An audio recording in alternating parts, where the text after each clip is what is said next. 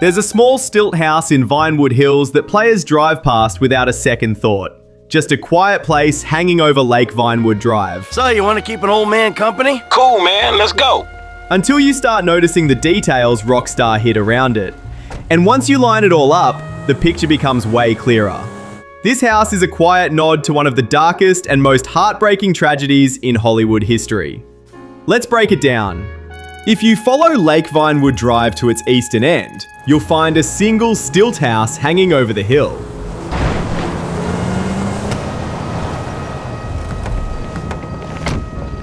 It stands alone, one isolated property perched by the lake, and the vibe is weirdly quiet.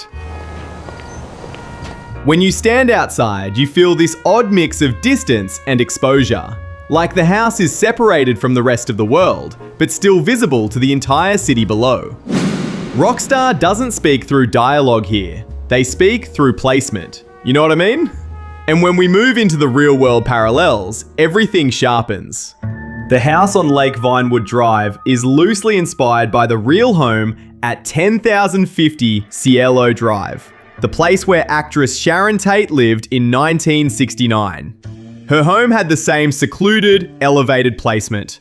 It sat at the end of a quiet road in Benedict Canyon, perched above Los Angeles, isolated and peaceful. Sadly, it was torn down. There's a different house there now.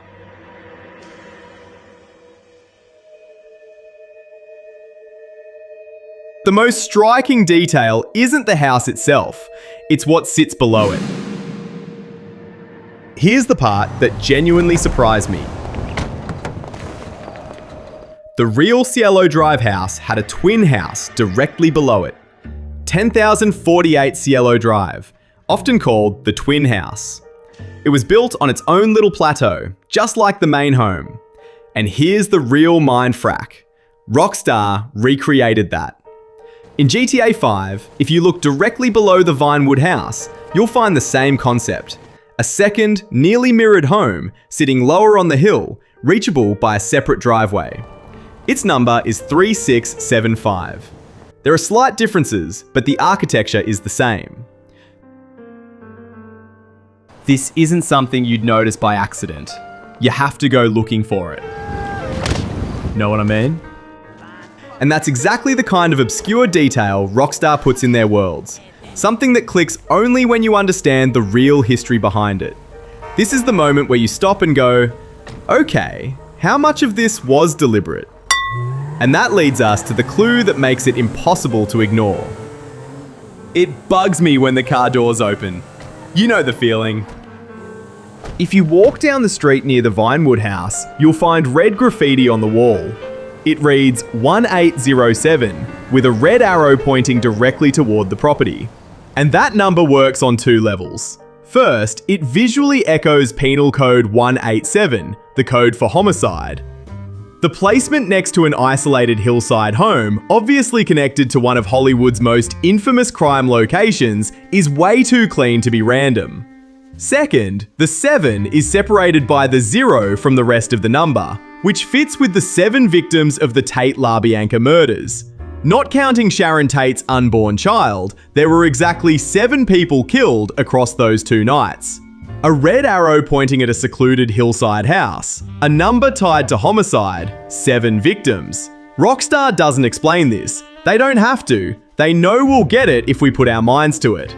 And now that we have the context, let's talk about the real events. To the person as thinking of her as just sexy, I would stop and I would think, well, how is she mentally? Therefore, I don't really think of the characters as being a sex symbol or sex goddess or whatever you would like to call it. Sharon Tate was a rising actress. 8.5 months pregnant. Loved by friends, adored in Hollywood. On the night of August 8th, 1969, she was staying at Cielo Drive with 3 friends, Jay Sebring, Abigail Folger, and Wojciech Frykowski. A young visitor named Stephen Parent happened to be leaving the guest house at the wrong moment. In the early hours of August 9th, followers of Charles Manson arrived at the property and brutally took the lives of everyone there. The next night, they did the same to Leno and Rosemary LaBianca in Los Feliz. These were senseless, horrifying acts that devastated families and changed the atmosphere of Los Angeles forever. Hollywood went from glamorous to terrified almost overnight. Security systems, guard dogs, and panic spread through the hills.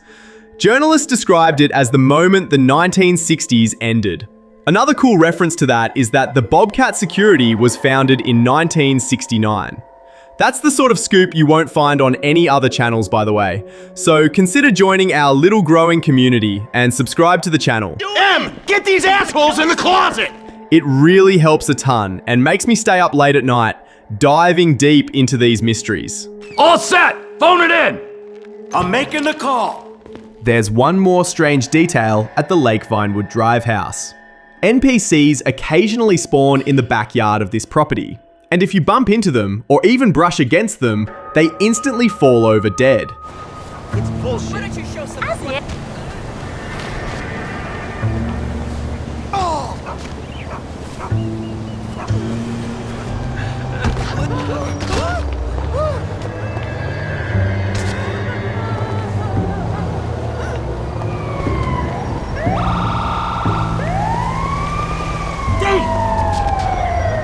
This could be a glitch, but when you combine it with everything else, it stops feeling like a coincidence.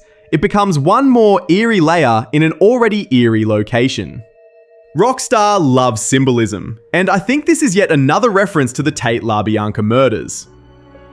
And here's what I genuinely appreciate about this mystery. Rockstar handled it with restraint. They didn't reconstruct the murders, show violence, or turn tragedy into shock value. It's a subtle acknowledgement, not exploitation. It's tasteful, especially compared to Quentin Tarantino's Once Upon a Time in Hollywood. Look, say whatever you want about Tarantino's artistic choices, because the man does make incredible movies. But the way that film handled Sharon Tate, I hated it. He made her look like a bimbo, which she was far from being. I hated how they handled Bruce Lee too, by the way. I know some people love it, but I can't stand how it rewrote and stylized real people's suffering for entertainment. Rockstar didn't do that. They showed respect. They left subtle clues. They paid tribute instead of making a parody out of this. That's beautiful. Baby, what are you doing? The neighbors are gonna see this. Focus, kid! Focus! Well, at least I hope you learned something. So yeah, that's the quiet mystery behind Lake Vinewood Drive. A house modeled after a real one, connected to subtle clues, and wrapped in one of Los Angeles' darkest stories. If you enjoyed this kind of investigation, drop a like and subscribe. It helps out more than you know. And tell me which mystery you want me to solve next. If I pick your idea, I'll feature your comment at the start of the next video. This is Leonida Man saying, this is Leonida Man, and I'll see you next time. It's over!